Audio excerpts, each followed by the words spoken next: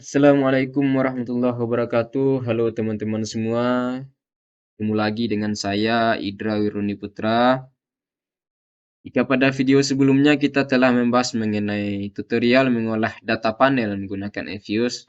Nah, pada kali ini kita akan membahas mengenai tutorial mengolah data cross section menggunakan Evius.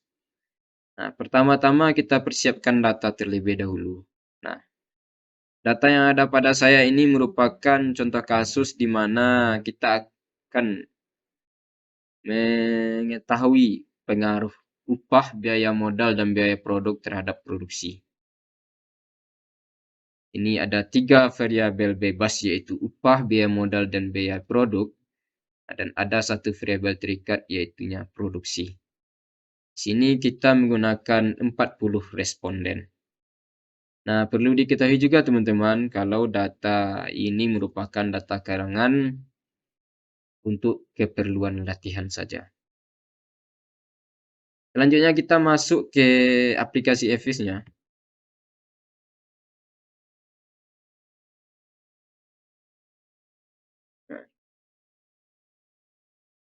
Untuk di work file struktur tipe, kita pilih unstructured atau undepth.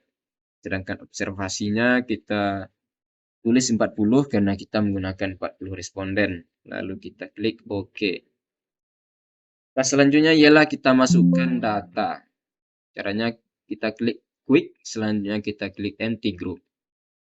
Lalu kita copy data yang telah kita persiapkan tadi.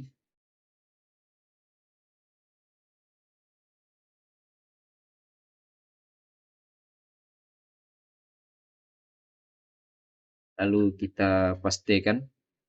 Kita pastikan di atas ini.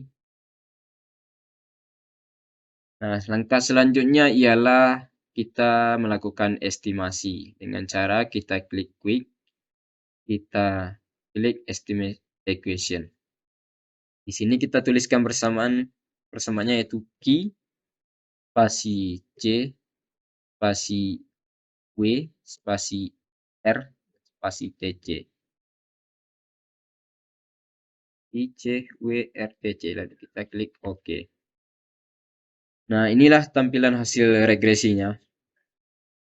Untuk interpretasinya yaitu nilai C atau konstanta sebesar minus 4,096591 ini mengartikan ketika nilai W upah dan R biaya modal serta TC biaya produk nilainya 0, maka nilai produksi adalah sebesar minus 4,096591.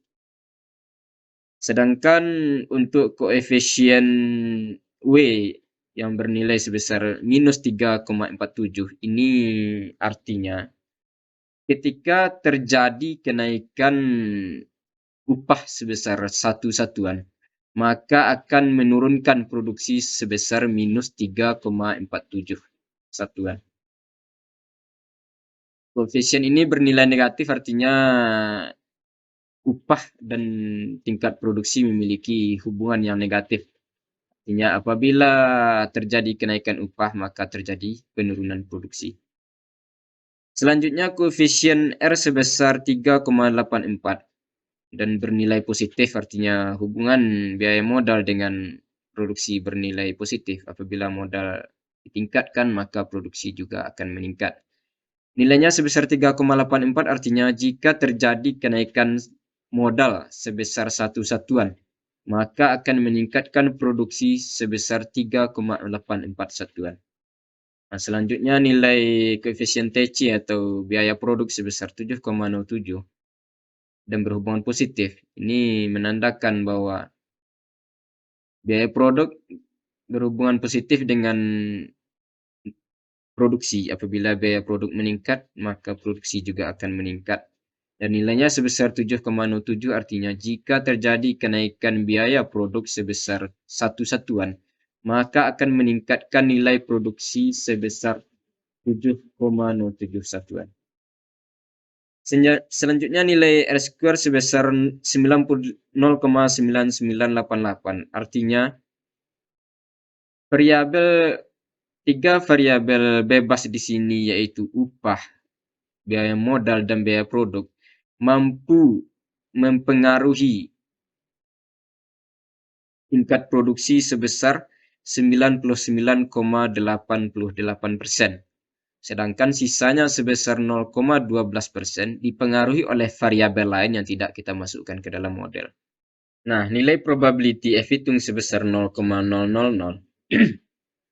yang kecil dari 0,05 ini artinya bahwa secara bersama-sama ketiga variabel bebas di sini yaitu upah, biaya modal, dan biaya produk berpengaruh signifikan terhadap nilai produksi. Untuk selanjutnya kita perlu melakukan uji asumsi klasik. Yang pertama yaitu uji normalitas.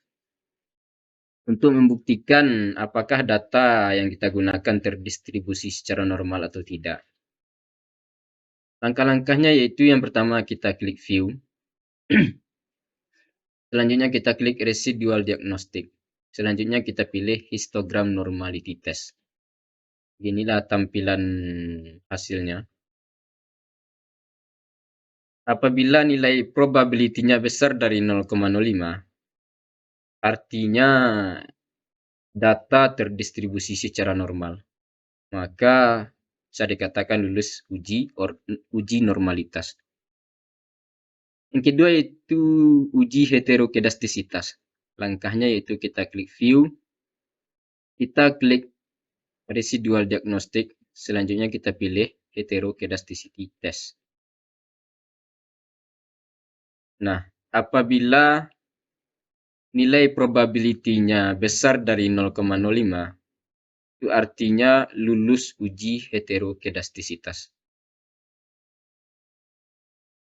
Selanjutnya yaitu uji autokorelasi. Langkah-langkahnya kita klik view, kita klik residual diagnostic, selanjutnya kita pilih serial correlation LM test.